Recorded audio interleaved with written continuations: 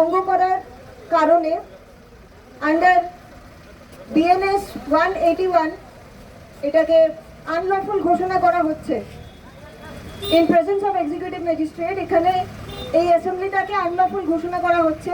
তার উপর যদি আপনারা আইন কানুন না মানেন দেন আমরা বাধ্য হব যে আপনাদেরকে এখান থেকে ডিটেইন করে বিএনএস 2023 ধরে 170 ধারা অনুসারে আপনাদের এই আন্দোলন আপনার আন্দোলন, সুতরাং আপনাদেরকে আমরা বলছি আপনারা শান্ত হন।